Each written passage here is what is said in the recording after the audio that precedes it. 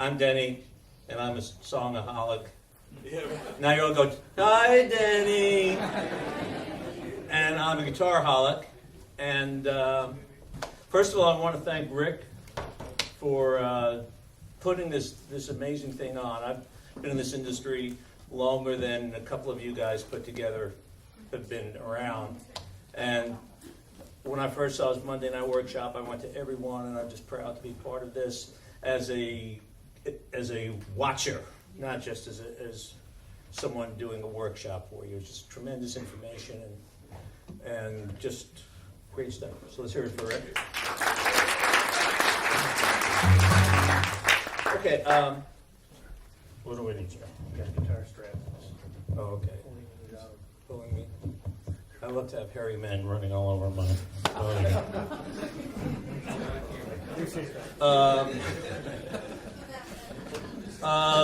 Basically, what I'm trying to do is I give a workshop. It's called "Make Your Guitar Your Co-Writer," and it's 2.5 hours. And I have everybody bring their guitars, and we try things collectively and individual kind of performance things on it. And it's big hillbilly hootenanny. But we have to kind of cram this all into like a half an hour. So I'm just going to try and sit here and kind of guitar speed date to show you some things to physically do and also just some things to think about. I'm going to ask if you have any questions first. I have the first question, which is the question I hear most often when I'm doing these workshops, and it's usually right in the middle. And someone raises their hand and says, is what you're doing on your DVD? And the answer to that is yes. And we just happen to have one here. This is called Dictionary, the Songwriter's Guide to Great Guitar. It's 3 hours. It has over 200 things in it. It comes with like a downloadable workbook. And here's a handout that has all the different types of things to it. And the genius or the madness of it is everything is given to you in sound bites. So it's not like a linear, you have to learn A to do B to do C. It's all sort of by types of music, and here's how James Taylor gets his stuff, and here's how Chuck Berry gets his stuff, and here's folk rock chords, and here's jazzy chords. So you can really customize it, create your own technique toolbox of the things that you need to use the most. So I'd love to talk to you more about it. I've got those out here. I also give lessons in town. I do lessons on Skype. And it's not just guitar lessons, it's also performance, how you can take your tunes and how we can really make them sound great. And I'm taking my funky old hat here, and if you can just sort of pass this around. If you put your business cards in here, at the end of this, I'm going to do a drawing, and we'll pick somebody, and they will win a copy of the DVD. Your life can change in a blink of an eye. Okay, also, by the way, anyone who buys a DVD today, special, I'm also giving a free 1-hour guitar lesson to anybody that purchases it today to kind of get you up and running on it. So, that's so much for the commercials. Does anyone have any particular questions or goals or things that you'd like to hear? Just a quick concept, something you have problems with or you'd like to talk about? See? No? Yes, ma'am. What are some good chords to write an upbeat song? Okay, we got you covered here. We'll be talking about that. Anything else? Any particular thing? Yeah. I found that with a guitar, center strings are always breaking, but if I have it tuned down a half step or a whole step, I no longer have that issue. Then tune down a half step. That's what I've been. Next question. No, actually, it's good. And I also tell people a lot to tune down. I've heard so many demos and song evaluations I've done. People kind of, they're torturing themselves for that high note. You'd be amazed if you just tune your guitar down a half step and go to do a song. You're hitting the high note. You're relaxed. I mean, right now my guitar is tuned down a half step, right? And even if I'm playing with other people around, I'll either put a capo on or I'll carry one guitar that I'm kind of playing color commentary for them. And for the songs I really want to belt out a high note, I'm tuned half step down. So what I don't do you have mean by tuning a half step down for somebody that's just starting with okay.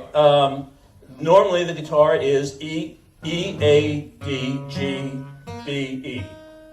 This guitar right now, when I have my little tuner on, is reading D sharp.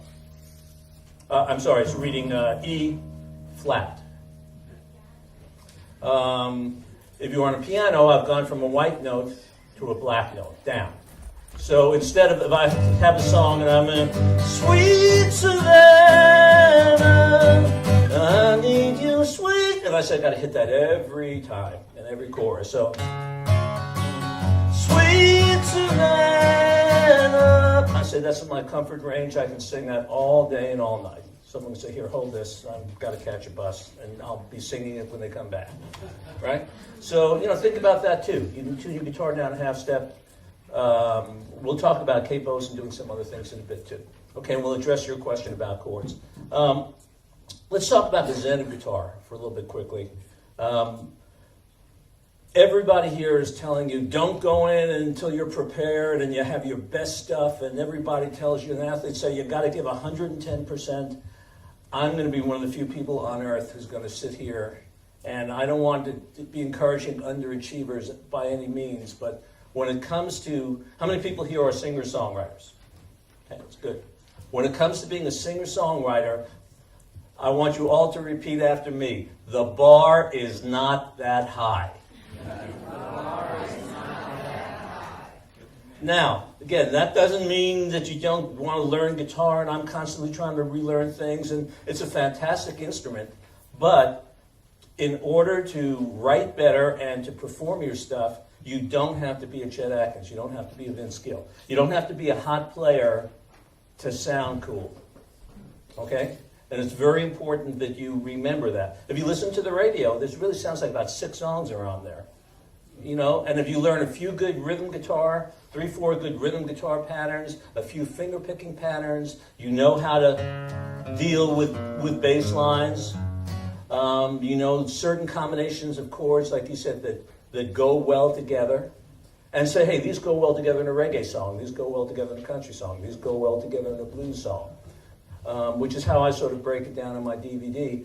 All you have to do is really be competent. Go out there and know, like Dirty Harry said, a man's got to know his limitations. If you know your limitations, but you're within that box of singer-songwriters and creating music and playing music out live, you're fine. You get better for your own enjoyment, for your own satisfaction. So our goal is to make the guitar sound like a whole band. Not just to sound like the little C, G, D that I downloaded with the little dots on the internet. You want to make the song sound like a record. Okay? So these are a few things. First of all, you want to relax. You want your whole body relaxed. You want your arm relaxed. You want your wrist relaxed. We'll talk about that. We'll talk about strumming in a few minutes. You want your head, everything relaxed. Some people really have such anxiety about playing. And they feel, I'm not as good as that, I'm not as pretty as the other girl, and they just feel bad at the dance. Just go to the dance and have a blast, Now, one of the most important things to do is to listen. You can't believe the power of listening. You should listen to what's going on in your guitar. The ears are the captain of the ship when you're making music. Music isn't coming from here. It's coming from here. And it's coming from your head and your heart as well, of course. But it's important that you listen to it. If I'm sitting here and okay, I've got an expensive guitar, but it doesn't sound good.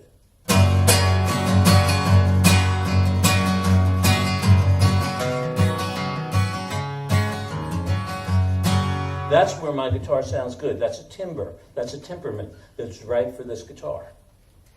And so many people either bash away, or it's kind of like that,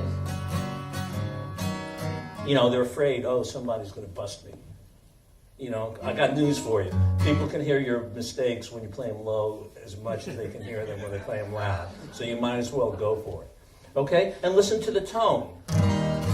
This has a tone. That has a different tone.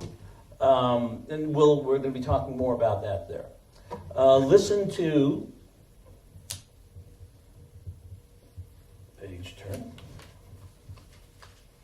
Listen to the arrangements. Listen to the songs, what you want to do. Listen to your tuning.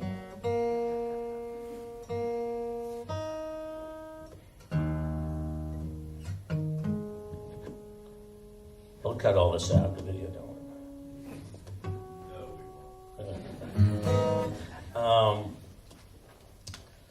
Listen to the song. You know, I can play, all the leaves are brown and the sky's gray.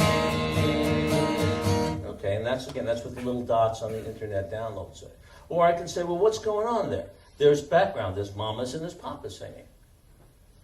And I can go, all the leaves are brown and the sky is gray. I've been for a walk. And I've got the whole vocal arrangement. It's nailed. It's here. It's in my hand. It's not like I had to go learn something, go out there, hire people to come in and back me up to do that, right? So if you really listen to records, see what the bass is doing, see what the drums are doing. We'll talk about the drums and bass notes specifically in a minute here too. See what the background vocals, see what the saxes are playing. You know, there's a lot of stuff that without distracting from the groove, you can really just sneak into it. If you just make an awareness of the stuff being there. Here's another thing that I find real handy. This is one of the most famous songs in the world. Probably the most famous melody in the world. Everybody here knows it.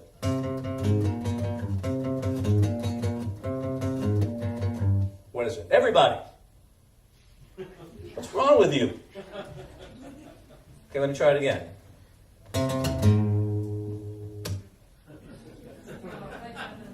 I don't even have to finish it, right? It's the same thing. Or, what's the difference? Huh? It's not literally tempo. The difference is, I guess I can't ask as many rhetorical, fun questions. I have to move along. The difference is the holes. Beethoven was a master of writing the holes. The holes are as important as the notes in music. And so many people kind of just plow through, especially people that are kind of beginner to intermediate players. You know, they don't appreciate, the punctuation. If I'm talking and I keep saying things that I don't stop for breath and I go on and on and on, it's boring. But if I go, hey, you look great in red, and those shoes, right? It becomes a conversation, it becomes intimate. Same thing with your playing, same thing with your writing. I have a hook of a tune we did with Rick Nelson.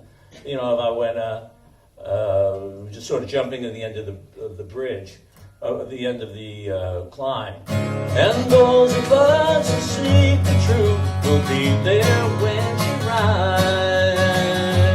Talking about wings to carry us over the water.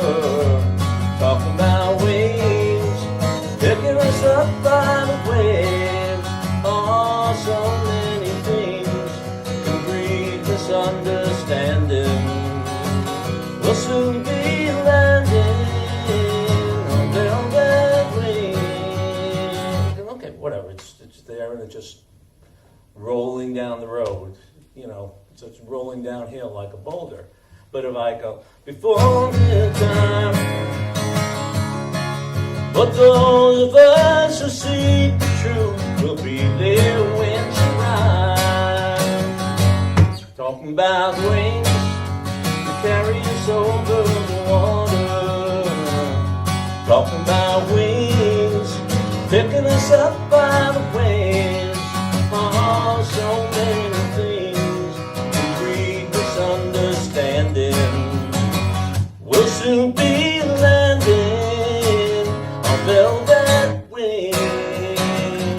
And of course we just layered the thing with all these great Eagles kind of harmonies and counterpoints. But see how much more punch it has? I'm playing the same chords, I'm doing everything the same. I'm just writing the holes into the arrangement. And even, okay, guys, background singers, bass players, drummers, you're going with these holes. And they love that. They're not going to fight that. Well, the drummers always fight them. Don't they, Billy Block? The drummers usually overplay the stops more than fight them. That's Billy Block, by the way, a local guy. If you don't know him, a great guy to know. Great musician and entrepreneur in town. So, writing the holes, putting them in, it's very important. Another thing is,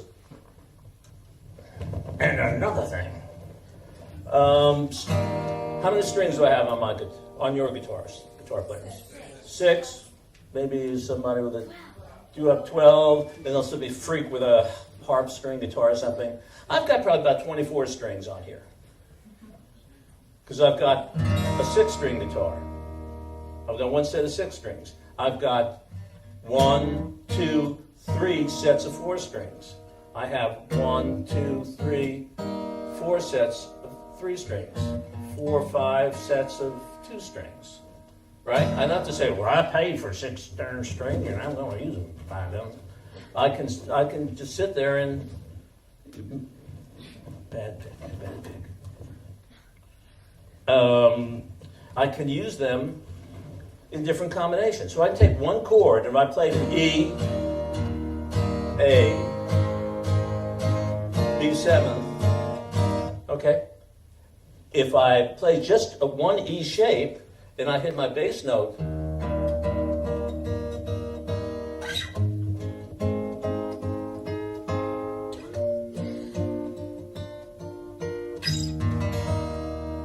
Right? It's a melody. Again, it's co-writing. Da da da da da da da da da da da da da da. Right? If I'm going,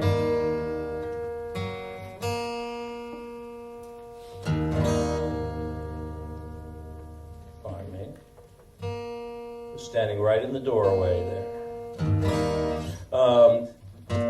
It's only what you take it away.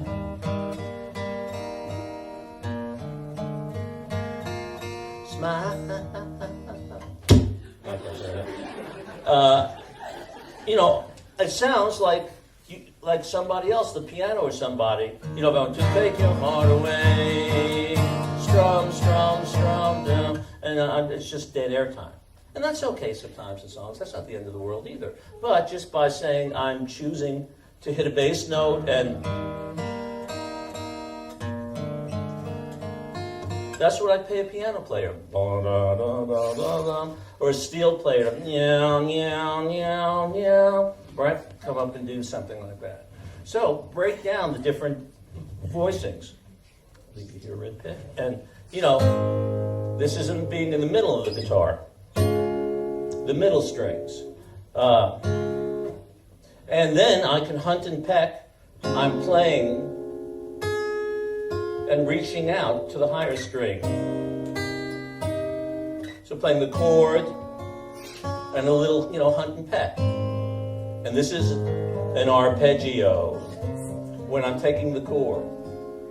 So I can mix and match playing a chord, what voicings I want, which sets of strings I want them on, mixing the hunt and peck.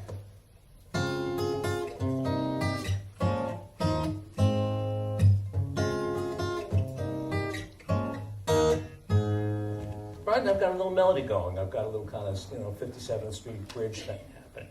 Right? It's very simple stuff. Again, this is all stuff that is in your hands at all times. You talked about, someone asked me, this young lady, about, what chords to use. These are great chords. These are what I call the Nashville drone chords, or the super secret songwriter chords that everybody ought to know. And this is a G chord, that's a D chord, a C chord, that's a D chord. This is a G chord where I'm doubling up the note here. I'm playing these two notes together. Then for the C, I'm just moving these two fingers over. And it creates this little bit of I'm adding a ninth. 1, 2, 3, 4, 5, 6, 7, 8, 9. The ninth note in the scale. It just creates a little tension. Then when I'm going to the D, I'm going to what I call a D sus, which is adding the suspended fourth. So again, back to that other song, if I went, seen it written and I heard it told, that a man does things that go drives you crazy and it makes you moan for this time. Okay, it's right, it's fine, nothing wrong, but the guitar has a melody.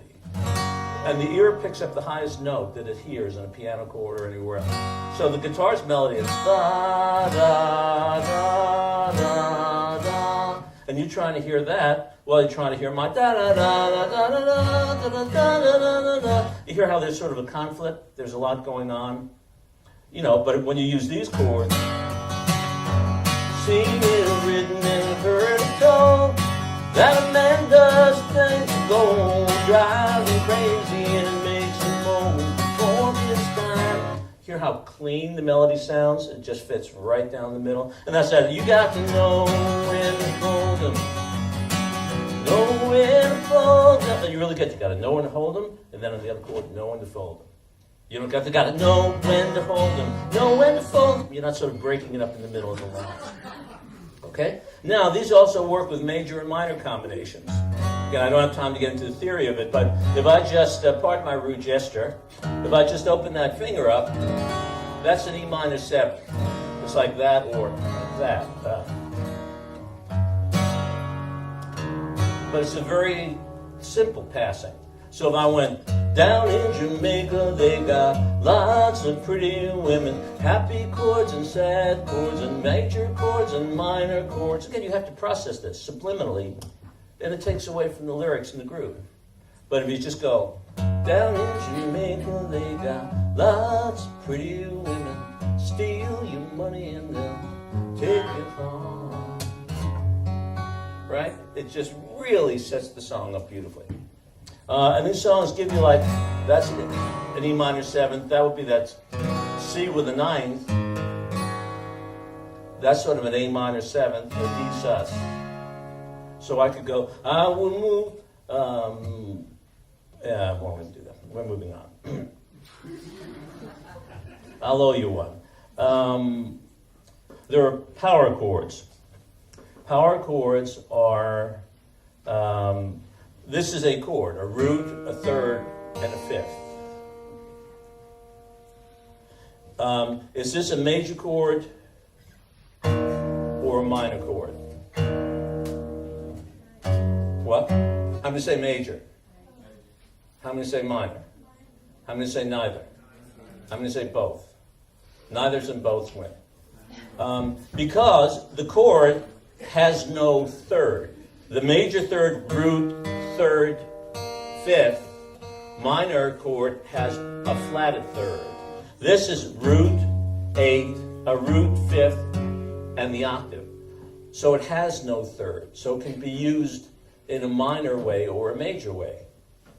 And these chords, you can just translate them all up and down the fingerboard and all that. I wish that I had Jesse's girl. Why can't I find a woman like that? So I don't look at it like I'm playing 9, 10 chords and taking this all up. I say I'm playing one chord. And I'm just learning how to use, make these little small boxes and these little, and all that. I want to live with a cinnamon girl. I can be happy the rest of my life with a cinnamon girl.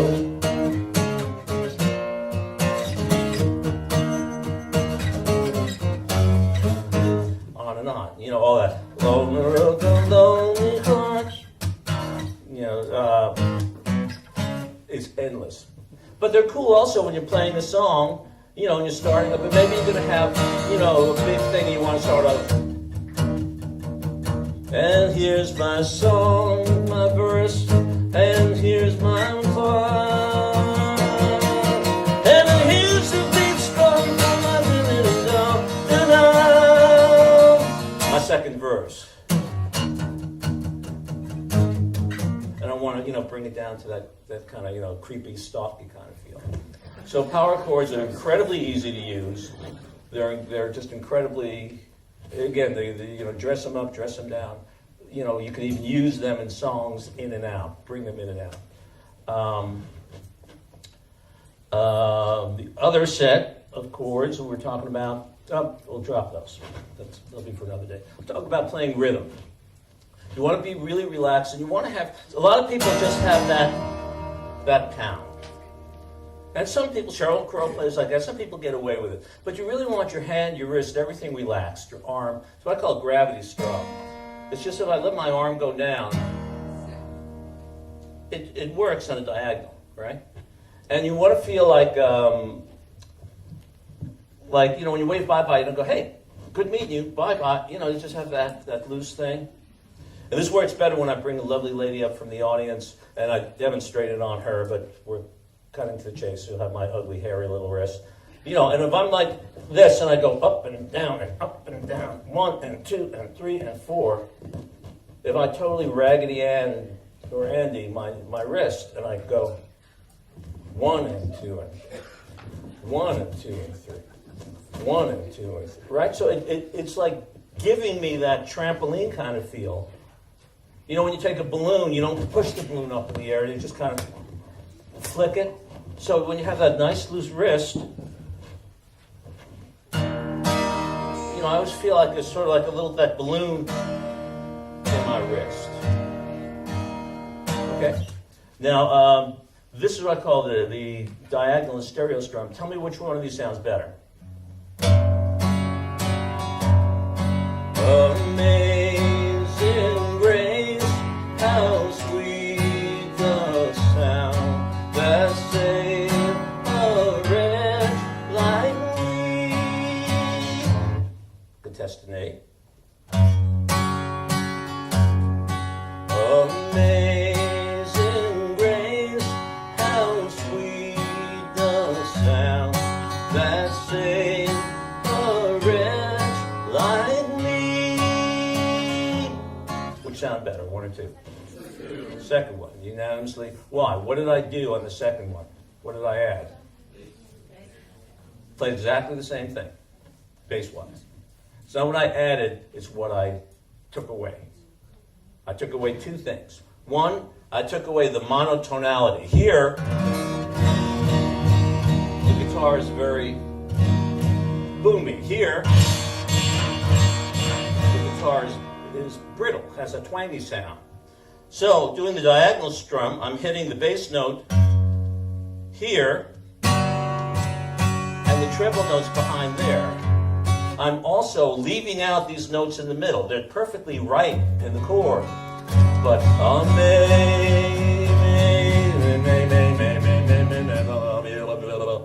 they're just blurry notes. But when I cut those middle notes, amazing grace,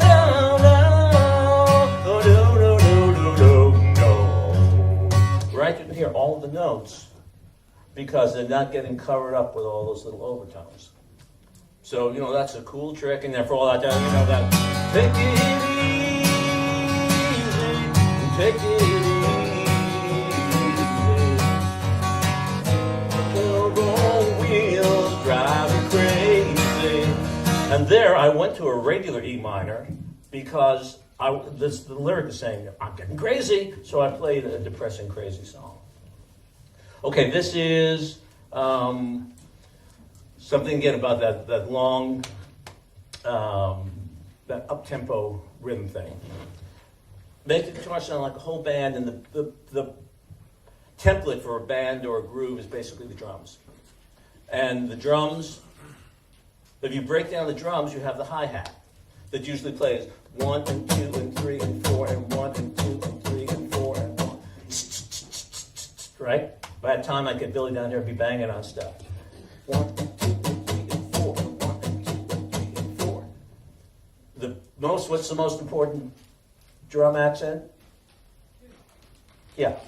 And what instrument would you play it on? The kick and the snare. Yeah, the snare. So 1 and 2 and 3 and 4. That's the backbeat. That's the real heartbeat. 1, 2, 3, 4. And then the kick, generically speaking, plays on the 1 and 2 and 3 and 4, or 1 and 2 and 3 and, or 1 and 2 and 3. So if you break it down like a drum set, 1 and 2 and 3 and 4, that's my hi-hat.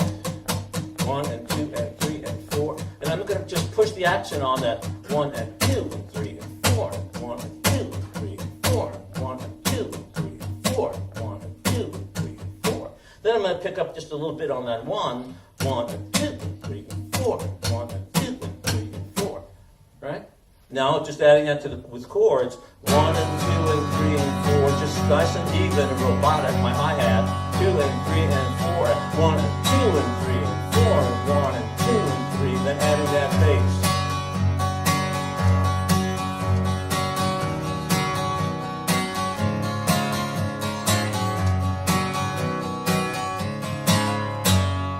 Right? It's very easy to play. And it's not that walking down the road trying to listen my mind. Right? It really programs you. And once you get into that thing, like a drummer, when you have that program, you can really push your vocals. You don't have to be singing to the beat or trying to run along like a dog alongside the car tire. You're really keeping that beat, and you can create. You can tug and pull the time emotionally and lyrically any way you want to. This is a real cool trick. Show you this real quick, and then one quick fingerstyle thing. There's a thing called quarter picking. Does this sound like James Taylor? Does that sound like James Taylor?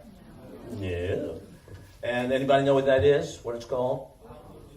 Not that it's wildflower, 100% correct. But what the style is called? You're a ringer. I told you that probably. What it's Carter picking. They call it, scratch and some other stuff. And it basically comes from Mama Maybelle Carter, who played auto harp, was her primary instrument. And on auto harp, you just press the buttons down there. This mic's going nuts. And, you got to get that shady grove, my little love, shady grove, I know. So you brush your thumb there. And then they were put together and they had to play live, and they didn't have a fiddler, and they didn't have someone else to contribute. So, it was like they're playing that. So she had to play the bass. And she had to play the melody too.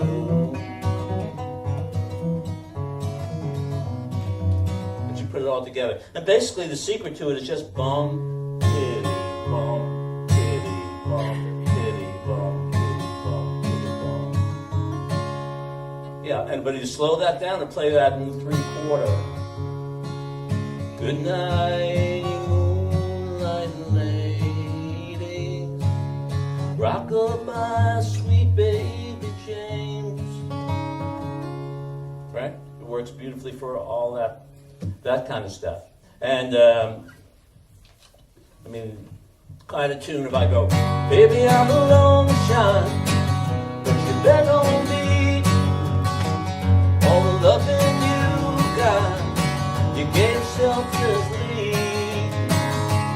I'm playing the chords, and maybe in the studio I might do that, and it's going to be mixed in. But if I'm by myself, baby, I'm a long shot, but you bet on me. All the loving you got. You got that nice energy and the pace going, but it has a sweetness to it.